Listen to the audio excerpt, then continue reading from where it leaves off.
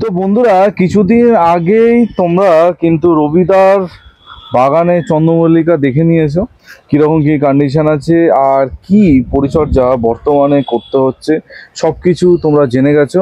কিন্তু রবিদার বাড়িতে আসলে শুধু মানে একটা ভিডিও করে অনিবার্য চলে ওটা হতেই পারে না, কারণ মানুষটা সবসময় নতুন নতুন জিনিসপত্র করতে থাকে। আর এবারও একটা নতুন জিনিস নিয়ে আলোচনা করব, যেটা অলরেডি তোমার থাম্বনেল টাইটেলে দেখে নিয়েছো। তো চলো সেই বিষয়ে কথা বলা যাক। তো রবিদা, কিছুদিন আগেই তো তোমার সাথে কথা হলো চন্দ্রমল্লিকা নিয়ে এক ঝাঁক কথা। আজকে যেই টপিকে এখন আমরা কথা বলতে চলেছি, এটা আমি বলতে পারি খুব রিকোয়েস্ট এসেছিল। যখন আমরা 50,000-এর একটা সেলিব্রেশন করেছিলাম, তখন কিন্তু অনেকে বলেছিল যে অনির্বাণ এই বিষয়ে একটা ভিডিও বানাতে। তো তুমি বলো ভিডিওর ব্যাপারে। জৈব চাষ যারা মানে যে কোনো চাষি যারা জৈবভাবে করে তাদের জন্য একটা অনবদ্য সৃষ্টি হচ্ছে ডক্টর কৃষাণ চন্দ্রজির ওএসডি কম্পোজার। এটা এমনই একটা ফর্মুলা উনি তৈরি করেছেন, যেটা উনি যখন ভারত সরকারের হয়ে কাজ করতেন তখন তো মাত্র 20 টাকাতে এটা পাওয়া যেত। 20 টাকাতে পাওয়া যেত। এটা লাইফে একবার কিনলেই চলে। যে কোনো চাষি একবার যদি এটা কেনে বা যে কোনো বাগানি যদি একবার কিনে সেটা যদি রাখতে পারে, তাহলে তার সারা জীবন চলতে পারে। তো কি করতে হয় এটাকে ওরা একটা জেল টাইপের দেয়, যেটা এই রকম একটা জেল টাইপের দেয়। আচ্ছা, এটাকে তোমার ওদের ফর্মুলা অনুযায়ী 1000 লিটার জল, 1 কেজি গুড়, যে কোনো গুড় যত পচা হবে তত ভালো, সেই গুড়ের সাথে মিশিয়ে 7 দিন রেখে তারপরে তার ইউজটা শুরু। এতে কি হবে, এতে যত রকমের ব্যাকটেরিয়া থাকে যারা আমাদের মাটিতে থাকার কথা, কিন্তু রাসায়নিক সার ব্যবহার করতে করতে আমরা তাদেরকে হারিয়ে ফেলেছি, অতি সহজে এখান থেকে আমরা সেই কালচারটা পাবো। আচ্ছা। আর এর সর্বোচ্চ মানে শীতকালে এটা 15 দিন ওইভাবে ভিজিয়ে রেখে মানে ওই কালচারটাকে রাখতে হবে। আর ওটাতে যেন অক্সিজেন পায়, সেই জন্য হয় লাঠি দিয়ে ঘুরিয়ে দাও, না হলে একটু মানে ওটাকে জল নিয়ে একটু নাড়াচাড়া করে দাও। তো আমি দেখেছি সেই মাছের এখন যে পাম্প আছে, ওটাও যেভাবেই হোক ওকে বাতাসের অক্সিজেনটা ওকে একটু সাপ্লাই দিয়ে দিলে ওই জীবাণুগুলো আরো বেশি সক্রিয় হয়, আরো বংশ বিস্তার করে। এবার এর ব্যবহার হচ্ছে যে কোনো জিনিস ডিকম্পোজ করতে এ তো খুব কম সময়ে করে। আরেকটা বিশেষত্ব হচ্ছে উইদাউট টেম্পারেচারে করে। আচ্ছা। আমরা যখনই কোনো জিনিসকে পচাতে যাব, ওর একটা হিট তৈরি হয়।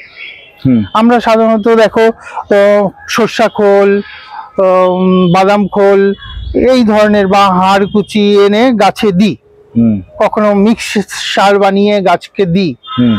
সেটারও কিছু পরিমাণে শিকড়কে ড্যামেজ করে দেয় ওই হিট থেকে। যদি তুমি এটা দিয়ে দাও, তাহলে জীবাণুগুলোও আসলো, আর ওরা একে কম্পোজ যে করবে তাতে কোনো হিট থাকবে না, তোমার শিকড়ের কোনো ড্যামেজ হবে না। আচ্ছা। আর এটাকে যে কোনো সর্ষা খোল বা যে কোনো সারের সাথে ইউজ করতে পারো। রাসায়নিক সার ছাড়া। সর্ষের খোলটা দিয়ে ভেজাতে হবে নাকি সর্ষা খোল ভিজিয়ে দেওয়ার দিন ওর সাথে মিশিয়ে।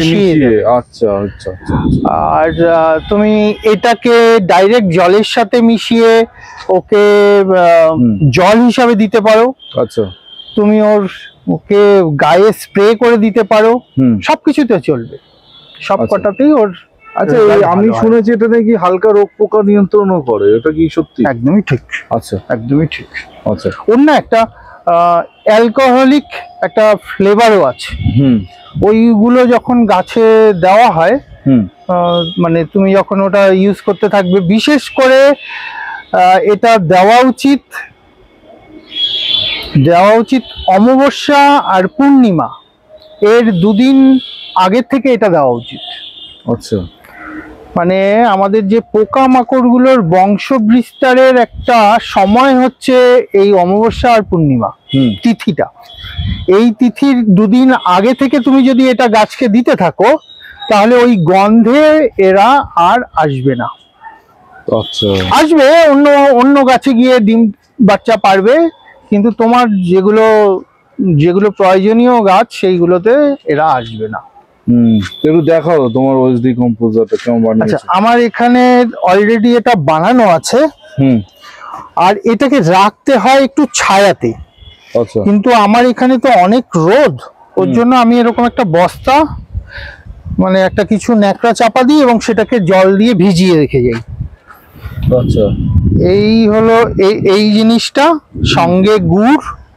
আচ্ছা, গুড় দিয়ে মিশিয়ে এইখানে জলটা তৈরি করবে। 7 দিন পরে তুমি দেখো ফ্লেভারটাও আসছে, একটা ফ্লেভার আসছে। আর সবার স্বার্থে একটা কথা বলবো, মানে যাতে সবাই, অনেকে আমাকে কমেন্ট করে অনির্বাণ কোথায় পাবো, দেখো ডেসক্রিপশনে লিংক দিয়ে দেবো, ওই লিংকে ক্লিক করে তোমরা অনলাইন থেকে আনাতে পারো, বা এখন অনেক নার্সারিও সেল করছে, ঠিক আছে, যেটা ইচ্ছা। তুমি আমাকে এটা বলো, 1000 লিটার তুমি একটা তো মাপ বললে, কেউ যদি বাড়িতে বানায় তাহলে আমি কত লিটার করবো? আর কিছুই না, তুমি তো এটাকে তো আর মানে হাফ করতে পারবে না। হ্যাঁ, এই কৌটোটা পুরোটাই তুমি দেবে। হ্যাঁ, গুড়টা তুমি কম দেবে। আচ্ছা, 100 গ্রাম দেবে। এখানে তোমার কত লিটার জল আছে? এখানে 20 লিটার জল। 20 লিটার 100 তাতে ধরো সকালে, এটা তো জাস্ট ওদের খাওয়ার, হ্যাঁ, বংশ বৃদ্ধি করবে, তার আগে খাবে। আচ্ছা, আমি খাওয়ারটাই হলো 20 লিটার জল নিলাম, তার মধ্যে 100 গ্রাম গুড় দিলাম, দিয়ে ওটাকে নেড়ে দিলাম, তার কতক্ষণ পরে এটা আমি দেবো, মানে ওএসডি কম্পোজারটা মেশাবো? জলে গুলে গেল, তুমি তার মধ্যেই তখনই দিয়ে দিতে পারবো? আচ্ছা, এখানে আরেকটা মজার কথা তুমি বলো, মানে কোনো বন্ধুর বাড়িতে আছে, আজকে তোমার বাড়িতে এসেছি, সে তো এখান থেকে 1 বোতল নিয়ে গিয়ে বাড়িতে মাথা একদম।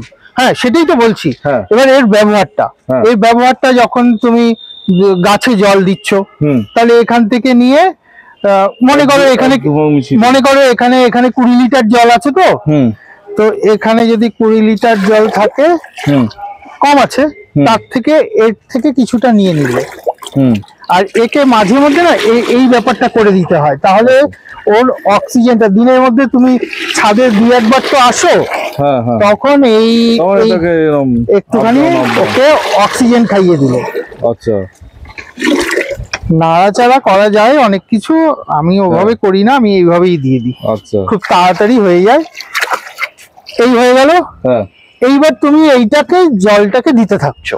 আচ্ছা, তাহলে এই করলে কি হবে, একটা সময় তো তোমার 2 দিন 3 দিন ইউজ করলেই এটা এখানে চলে আসবে।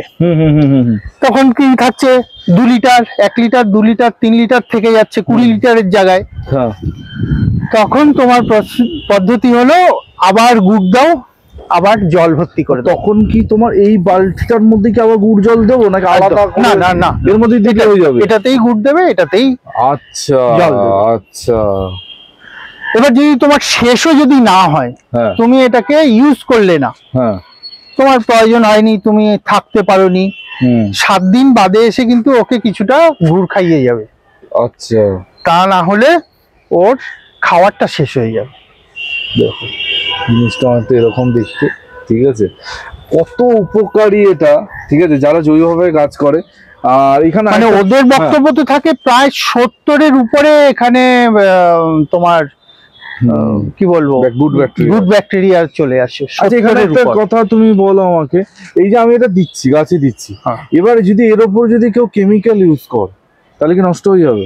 না, ওরা তো বলে এর পরিমাণটা এত বেশি থাকে যে তুমি সামান্য কেমিক্যাল ইউজ করলে, আমরা স্প্রে করি, ধরো এনপিকে স্প্রে করি, না না, কিছু হবে না। আচ্ছা, কিছু হবে না? হবে না বলতে কি, তুমি এখানে মনে করো লাখে কোটিতে আছে এটা, জীবাণুর পরিমাণটা লাখে কোটিতে আছে, তুমি সেটা দিলে, রাসায়নিক সার ইউজ করার পরে কি হলো, কিছু মরে গেল, তুমি তো আবার দিচ্ছ।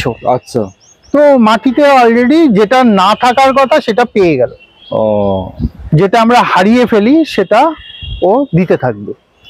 আজকের এই ভিডিওটা করার মানে একমাত্র উদ্দেশ্য হচ্ছে এই ওএসডি কম্পোজারটা সবাই ইউজ করো, সবাই ইউজ করো। মানে এতে এত ভালো, আর যেমনটা রবিদা বললে একবার ইউজ নিলে কিন্তু মানে আজীবন কাল তোমার থেকে যাবে। রবিদা, এটা তো তোমার মানে ধরো আমি মিক্স খাবার বানিয়েছি, তার মধ্যে দিয়ে দিলাম, খুব তাড়াতাড়ি ডিকম্পোজ হবে, তাড়াতাড়ি হবে। আরেকটা জিনিসও হয়, সেটা হচ্ছে গন্ধটা বন্ধ হয়ে যায়। আচ্ছা, তুমি মনে করো সর্ষা খোল, হ্যাঁ আমরা অনেক সময় ভেজাই না, যে 3 দিনের জন্য ভেজাবো, হ্যাঁ হয়ে যাচ্ছে 7 দিন। হ্যাঁ, তুমি যদি ওই 3 দিন হয়ে যাচ্ছে তখনই যদি আবার এর থেকে 1 মগ তুমি ওর মধ্যে ঢেলে দাও, হ্যাঁ গন্ধ বন্ধ হয়ে যাবে। আচ্ছা, এটা একদম নতুন একটা গন্ধই আসবে না। বা তুমি এই যে সবজি পচাচ্ছ, ওই করছো, তুমি তার মধ্যে মাঝে মাঝে এক মগ করে দিয়ে দিলাম, মাঝে মধ্যে তাড়াতাড়ি দিচ্ছ, ডিকম্পোজ হবে। হ্যাঁ, মানে গন্ধও হবে না, ডিকম্পোজও তাড়াতাড়ি হবে। বাহ, তাহলে মানে কত রকম ইউজেস, খালি জাস্ট ভাবো। আমি সবাই এর আরো ইউজ আছে, হুম, এর আরো ইউজ আছে। মানে ওদের বক্তব্য অনুযায়ী এটাকে তুমি পাথর, হুম, পাথর যত রকমের কালারের তুমি পাথর পাবে, হুম, তত পাথর এনে একটু ছোট টুকরো করে একটা বালতিতে জমা করো। হুম, এমন ভাবে জমা করো যাতে তার নিচের দিকে একটা কল সিস্টেম থাকতে পারে। আচ্ছা, তার মধ্যে তুমি এই ডিকম্পোজারটা ঢেলে দেবে। হুম, তাতে তুমি লোহা, তামা, পিতল, আচ্ছা, এই ধরনের ধাতুগুলো তুমি দিতে পারো। হুম হুম হুম, এটা আমি শুনেছিলাম। দিয়ে রেখে দাও। হ্যাঁ, কখনো কখনো যেটা আমরা তোমার ওই মাইক্রোনিউট্রিয়েন্ট কিনে আনি, হ্যাঁ, বাড়িতে সেটা তুমি মাসে একবার করে ওখান থেকে একটু জল নিয়ে জলে মিশিয়ে দিয়ে দাও। আচ্ছা, এটা তো দারুণ আইডিয়া, এটাও কিন্তু খুব, এটা কিন্তু তোমরা করতে পারো। ঠিক আছে। আর আরেকটা কথা যেটা বলা হলো না, সেটা হচ্ছে এটা কখনো মেটালের মধ্যে করা যাবে না। না ডান্ডা রাখা যাবে মেটাল, না বালতিটা তোমার বালতি অ্যালুমিনিয়াম বালতি, না, ও আসলে ও একটা অ্যাসিড ফর্ম এখানে তৈরি হয়। তো ওই সেটা কিন্তু ক্ষয়ে যাবে, নষ্ট হয়ে যাবে। তাই জন্য কিন্তু রবিদা মানে প্লাস্টিকের বালতি ইউজ করেছে, আর রঙের বালতি বেস্ট আমি বলবো। বা তোমরা যদি ভাবো আমি অনেক করব, তাহলে তোমার যে পিচের ড্রাম সেগুলো কেটে করতে পারো, যদি মনে হয় অনেক কমাল দরকার পড়ে না। ঠিক আছে, কিন্তু আমাদের ছাদ বাগানীদের জন্য এটা সবাই মানে 1 বালতি করে এরকম বানাবে, প্রতি সপ্তাহে 1 বালতি করে তোমাদের লাগবে, তোমাদের কিন্তু হয়ে যাবে। তুমি আজকে নিয়ে যাও 1 বালতি। অবশ্যই আমি বোতল নিয়ে এসেছি, নিয়ে যাওয়ার জন্য আমি তো আজকে নিচ্ছি। ঠিক আছে, ডেফিনেটলি সবাই একটা করে। আমি এক কাজ করি, আনো, তুমি পরে দেবে কি না দেবে, আমি একটুখানি গুড় দিয়ে দিই অলরেডি, এর মধ্যে খাবারটা একটু পড়ে রইলো, যাতে তোমার ওখানে নিয়ে 2 দিন কাজ না করলেও চলবে। তো এরকম ওএসডি কম্পোজার সবাই কিন্তু মানে বাড়িতে একটা করে আনাও, আর আমি লিংক দিয়ে দিচ্ছি ভিডিওর মধ্যেই। তোমরা কিন্তু খুব সহজে সেই লিঙ্কে ক্লিক করে ওএসডি কম্পোজারটা কিনতে পারো। এবার ধরো কোথাও দেখলে যে একটা জায়গায় 2টো বা 4টে তাদের কিনতে হবে, তো 2-3 জন বন্ধু মিলে নিয়ে নাও, নিলেই কিন্তু হয়ে যাবে। ঠিক আছে, ডেফিনেটলি মানে এই ভিডিওটা আমি অনেক দিন ধরে করব ভেবেছিলাম।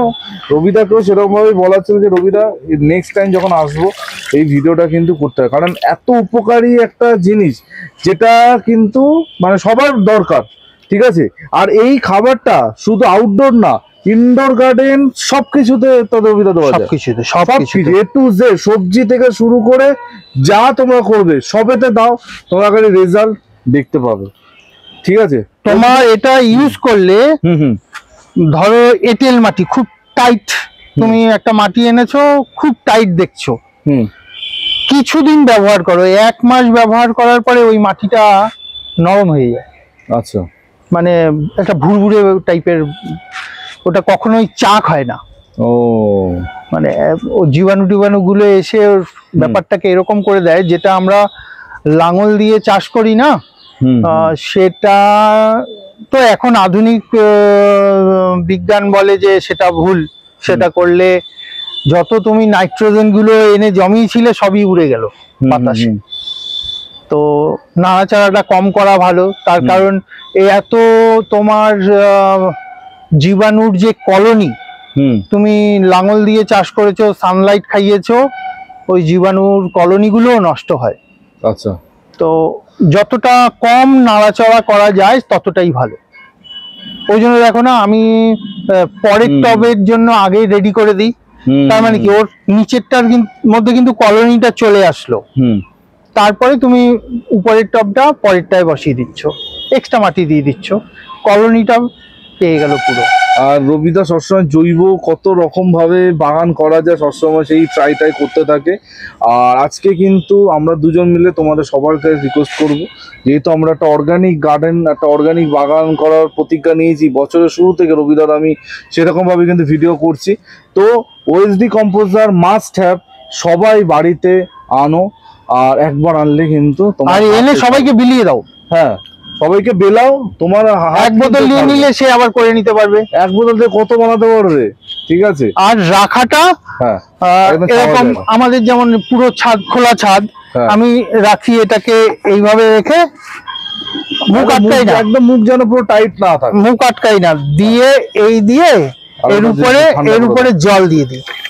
আচ্ছা, এর উপরে জল দিয়ে দিই, তাহলে কি হলো, হ্যাঁ ওরা একটা আলাদা পরিবেশ পেয়ে গেল। আচ্ছা, এই করে রাখি। যাদের শেড নেই তারা এরকম করো, আর যাদের শেড আছে তারা শেডের তলায় রাখবে, কিন্তু মুখ একদম এয়ার টাইট করবে না, হালকা যেন হাওয়া চলাচল করতে পারে এরকম। আর দিনে অন্তত একবার এসে অক্সিজেনের ব্যাপারটা করতে হয়, যেটা রবিদা দেখালো, ঠিক আছে। তো রবিদা থ্যাংক ইউ, দারুণ একটা ভিডিও, অনেকদিন ধরে আমার ইচ্ছা ছিল এটা করার। এটা খুব ভালো জিনিস, খুব ভালো জিনিস, খুব ভালো জিনিস।